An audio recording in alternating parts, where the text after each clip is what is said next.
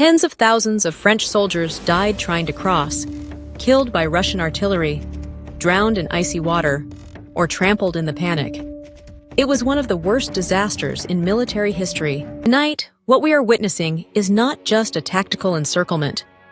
It is the extraordinary isolation of 80,000 Russian soldiers, an entire army group trapped on the wrong side of the Dnipro River, as Ukrainian artillery systematically destroys every bridge, every pontoon crossing, every escape route that could save them. Because when Ukraine's higher rockets and M777 howitzers turn the lifelines across the Dnipro into smoking ruins, when Russian forces watch their supply lines collapse and their exit routes disappear, the world takes notice. What we are seeing now is something as devastating as it is historic, a modern military catastrophe unfolding in real time. Imagine this scene, December 3rd, 2025, 6:32 p.m. local time. The Antoniki Bridge, Kherson's main crossing over the Dnipro, its central span already damaged from previous strikes. Then, in rapid succession, 6 HIMARS rockets streak across the evening sky and slam into the bridge's remaining support structures. The detonations are massive, visible from Ukrainian positions 10 kilometers away. Within minutes, what was a tenuous but functional crossing becomes an impassable wreck of twisted steel suspended over dark water. Satellite imagery captured by Planet Labs shows the result. The last major bridge connecting 80,000 Russian soldiers to safety and resupply has been rendered completely unusable. Think about that. For months, these Russian forces have occupied Kherson, the only regional capital Russia captured during this war, a strategic city on the western bank of the Dnipro. They have held it through Ukrainian counterattacks, through partisan resistance, through constant artillery harassment. But tonight, as the bridges collapse, as pontoon crossings are destroyed faster than engineers can rebuild them, as the river itself becomes a barrier that Russian forces cannot cross, these 80,000 soldiers are facing something extraordinary. They are cut off, isolated, trapped. Here's the first hook. Military historians will study this moment for decades. When you have an entire army group, 80,000 soldiers with their equipment, their ammunition, their fuel on one side of a major river, and every crossing is destroyed or under constant fire. You have created what military strategists call a cauldron, a killing zone, a place where forces cannot be supplied, cannot be reinforced, and most critically, cannot escape. And throughout military history, from Stalingrad to Falaise, cauldrons have been where armies go to die. This is not just another headline about battlefield losses or territorial gains. It is about the moment when occupation becomes entrapment, when the ground you conquered becomes the ground you are buried in, when strategic overextension meets tactical brilliance, when Ukraine methodically destroys the infrastructure that keeps 80,000 Russian soldiers alive. History teaches us one undeniable truth. Armies that cannot be supplied, cannot be reinforced, and cannot withdraw are armies that cease to exist. And that truth playing out across the Dnipro River tonight may be the beginning of Russia's most catastrophic military defeat in modern history. The bridges are collapsing, the escape routes are obliterated, and 80,000 Russian soldiers watching the river rise and the ammunition dwindle are confronting the haunting reality that Putin's war has become their tomb. For centuries, the pattern has been the same. When armies cross rivers in conquest, but lose control of those crossings, they become vulnerable to catastrophic defeat. From Napoleon's disastrous crossing of the Berezina River in 1812, where French forces trying to escape Russia were decimated as bridges collapsed to the German Wehrmacht's destruction at Stalingrad when Soviet forces cut off river crossings. The lesson is consistent. Rivers are natural barriers, and armies trapped on the wrong side face annihilation. Napoleon's Grande Armée, retreating from Moscow in the brutal winter of 1812, reached the Berezina River to find bridges destroyed. Engineers worked frantically to build pontoon crossings while Russian forces closed in. Tens of thousands of French soldiers died trying to cross, killed by Russian artillery, drowned in icy water, or trampled in the panic. It was one of the worst disasters in military history, immortalized as a symbol of catastrophic overextension. Hitler's Sixth Army at Stalingrad in 1942 and 1943 faced similar geometry of destruction. Encircled by Soviet forces, cut off from resupply, unable to evacuate across the Volga River, 300,000 German soldiers were trapped. Hitler ordered them to hold at all costs. They did, and they died. When the survivors finally surrendered in February 1943, fewer than 91,000 remained alive to march into Soviet captivity. The majority would never return. These were moments when military mythology was born from disaster. When commanders learned that rivers, those ancient dividers of terrain, become death traps for armies that cannot control both banks. And now, in 2025, that lesson is being taught again, not in textbooks, but in the smoking ruins of bridges across the Dnipro. For nearly 3 years, Russia's occupation of Kherson has been strategically important, but logistically precarious. Kherson sits on the western bank of the Dnipro, connected to Russian-controlled territory on the eastern bank by limited crossings. When Russia seized the city in the early days of the invasion in February 2022, securing Kherson gave Russia control of the regional capital and a foothold on the river's right bank, from which they could potentially advance toward Mykolaiv and Oda. But that strategic position has always had a critical vulnerability. The Dnipro River at Kherson is wide in places exceeding 1 kilometer across, deep enough that fording is impossible, and fast-flowing enough that improvised crossings are dangerous. The bridges that connect Kherson to the eastern bank to Russian supply lines and reinforcement routes are therefore absolutely critical. Lose those bridges, and 80,000 Russian soldiers become isolated, cut off from everything they need to fight or survive. And yet, Russia continued to mass forces in Kherson, continued to strengthen positions on the western bank, continued to build up supplies and equipment in a city connected to Russian territory by exactly 3 major bridges and a handful of pontoon crossings.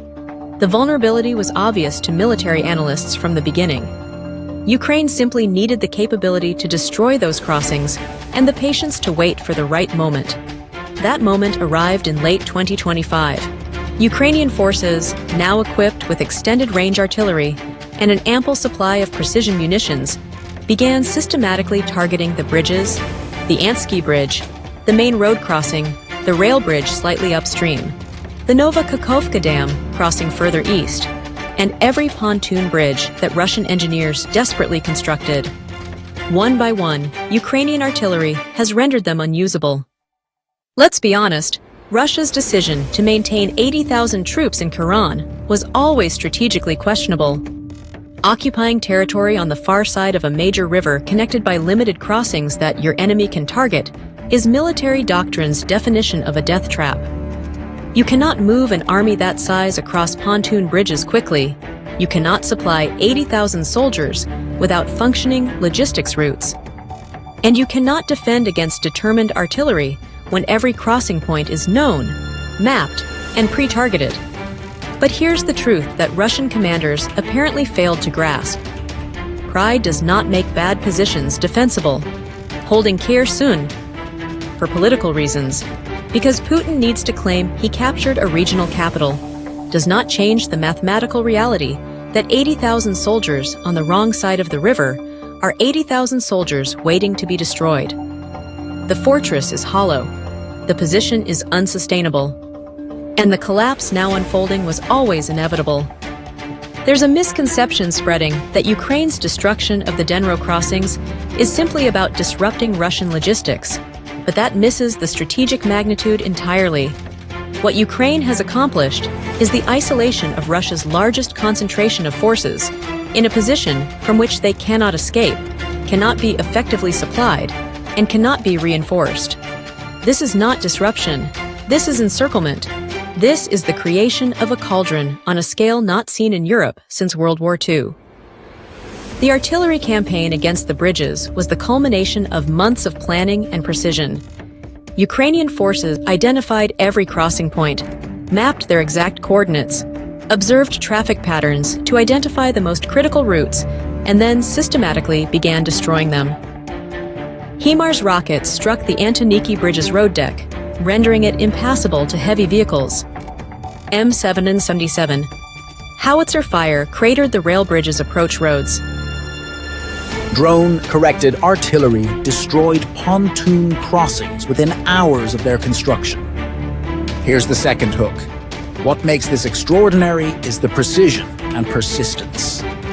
Russian engineers have attempted to build replacement pontoon bridges more than 30 times since October. Ukrainian artillery has destroyed every single one within 24 to 48 hours. The mathematical equation is brutal. Ukrainian surveillance drones spot new crossings within hours. Coordinates are transmitted to artillery units. Precision fire destroys the pontoons before they can be effectively used. Russian forces are losing the race between construction and destruction. Intelligence assessments from Western agencies paint a devastating picture. According to sources familiar with classified intercepts, Russian forces trapped in Keren are experiencing severe supply shortages. Ammunition stocks, once measured in thousands of rounds, are down to weeks of supply at reduced firing rates. Fuel essential for vehicles and generators is being rationed. Food supplies dependent on river crossings for replenishment are dwindling. Medical supplies for treating wounded are critically low. Satellite imagery tells the same story. Imagery from December 1st shows vehicles abandoned along roads in Keren, likely due to fuel shortages. Artillery positions that were firing dozens of rounds daily in October are now firing single rounds sporadically, suggesting severe ammunition rationing. Supply depots that were stocked with pallets of materials visible from space are now largely empty. Think about that. 80,000 Russian soldiers are watching their ammunition disappear, their fuel run out, their food supplies dwindle, and they can see the reason why. Across the river, the shattered bridges, the destroyed pontoons, the killing zone that any attempted crossing would become. They can see the trap closing, and there is nothing they can do to stop it. What many don't realize is how rapidly the situation developed. As recently as early November, Russian forces in Keren were maintaining 3 functioning pontoon crossings, and the rail bridge was still partially usable. But Ukrainian artillery, now equipped with improved GPS-guided munitions and supported by constant drone surveillance, has accelerated the destruction. In the past 4 weeks alone, Ukrainian forces have conducted more than 200 artillery strikes, specifically targeting crossings and approach roads. From a strategic standpoint, this is potentially the most consequential Ukrainian operation since the war began. 80,000 soldiers represents approximately 15 to 20% of Russia's total forces committed to Ukraine. These are not just infantry. This is an entire army group with armor, artillery, air defense systems, logistics units, and command elements. If this force can be isolated and neutralized, Russian military capabilities across the entire southern front collapse. The implications extend beyond immediate combat.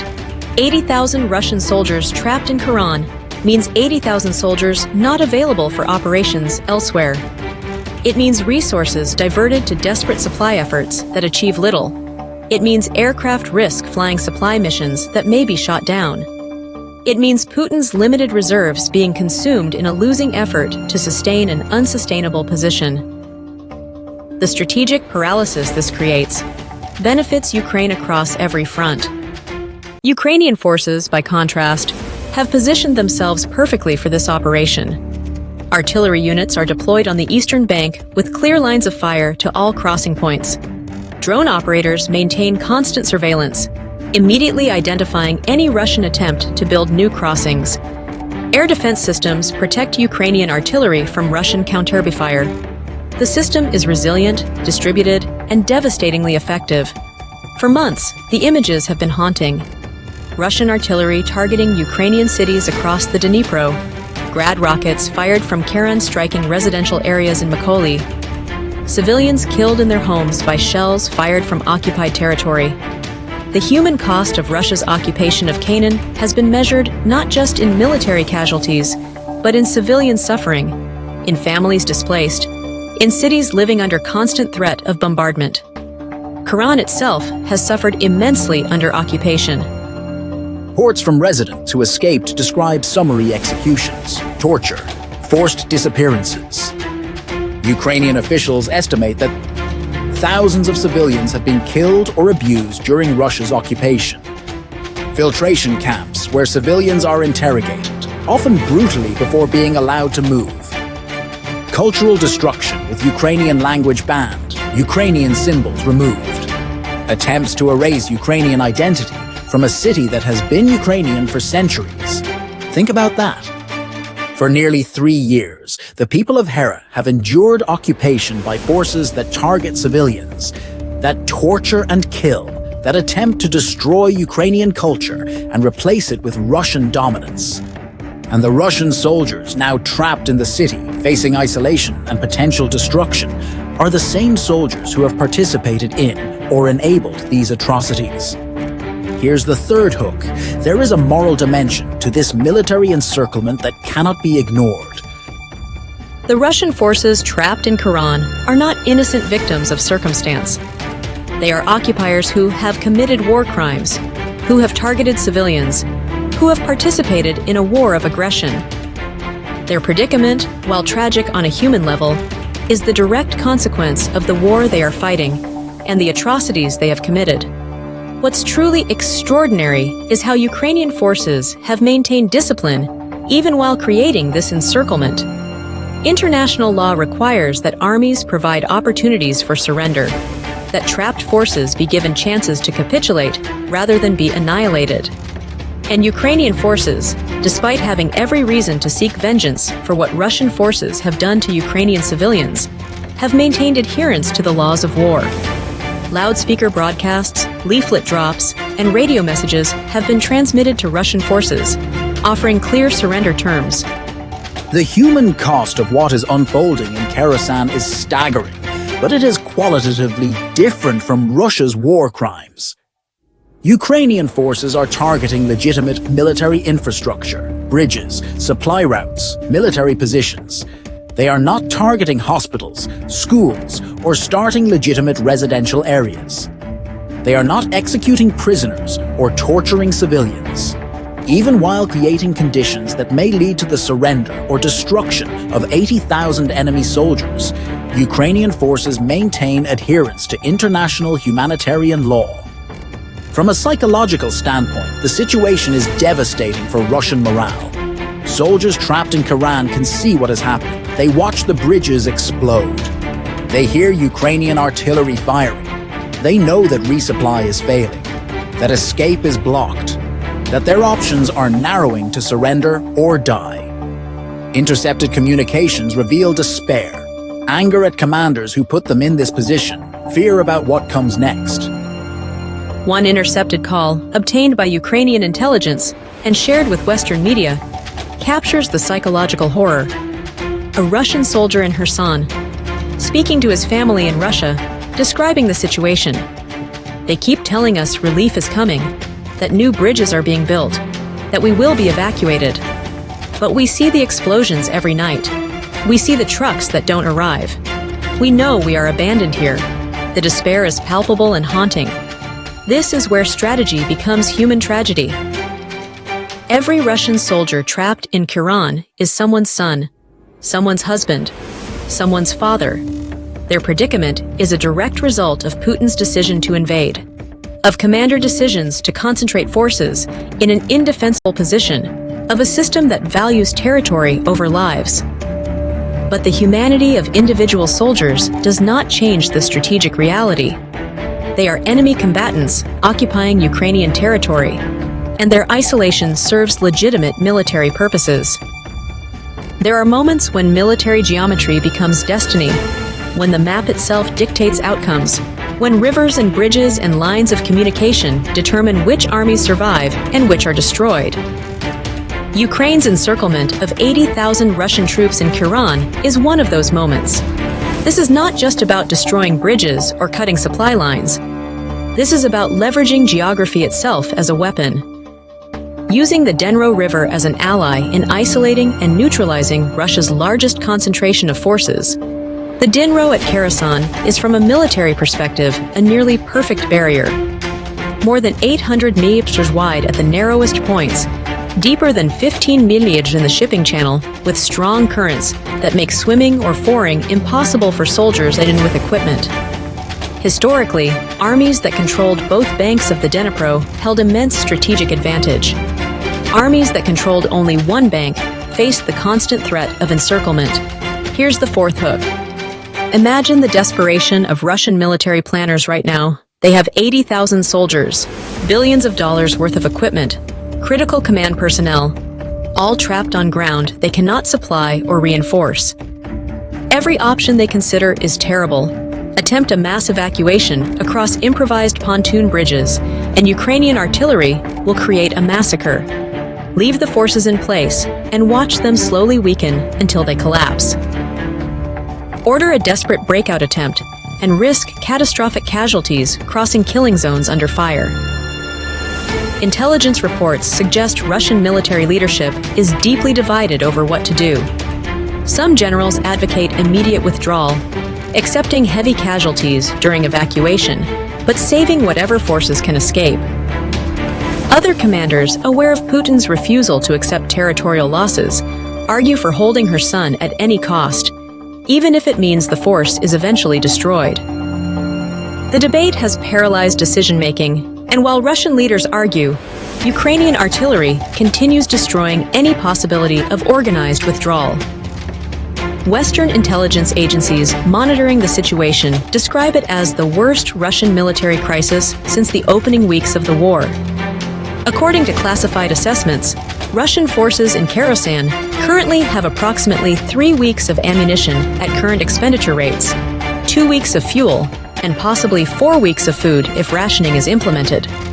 After that, the math becomes impossible. You cannot fight without ammunition, you cannot move without fuel, and you cannot survive without food. What many don't realize is how this crisis compounds itself. As supplies dwindle, Russian forces become less capable of defending themselves, which encourages Ukrainian attacks, which increases ammunition consumption, which accelerates the supply crisis.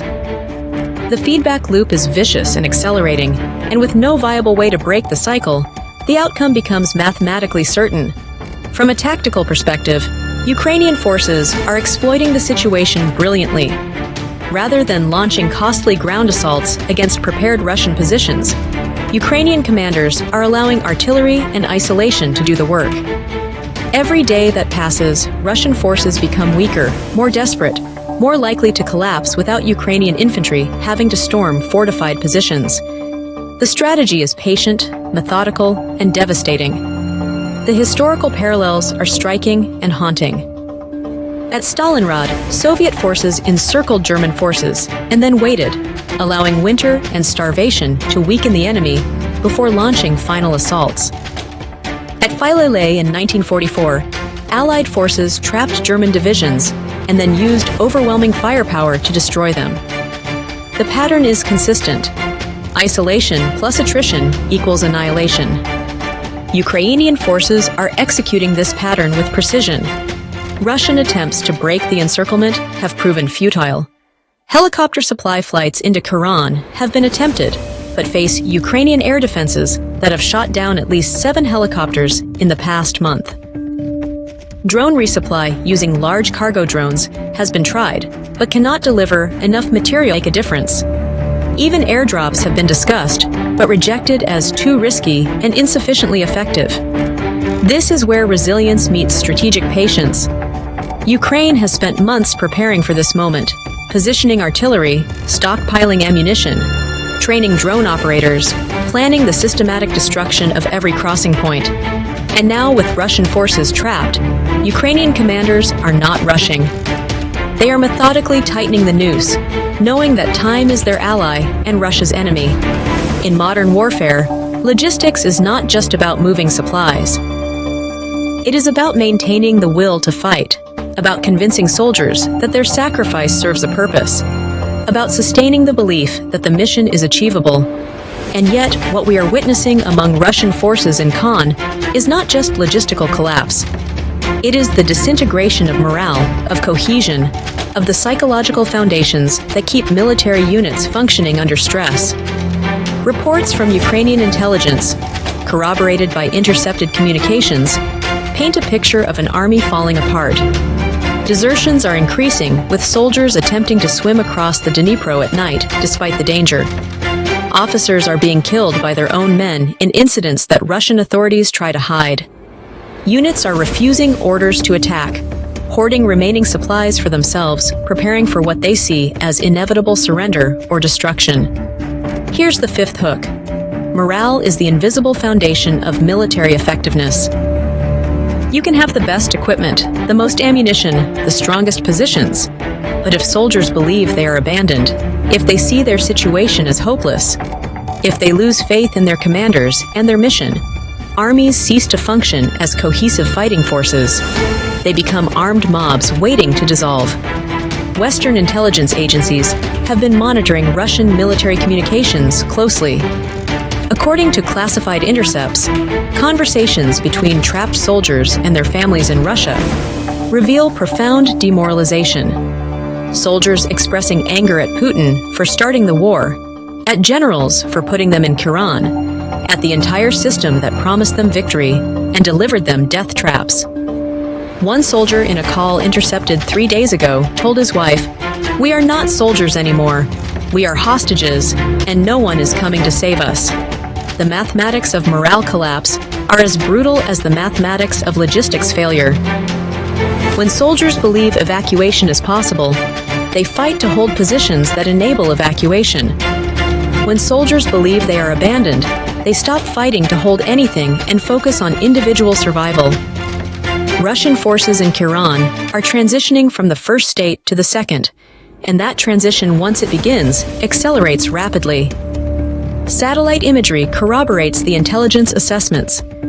Images from early December show increasing numbers of individual Russian soldiers, or small groups, moving toward the riverbank away from their units, apparently attempting to find ways to cross independently.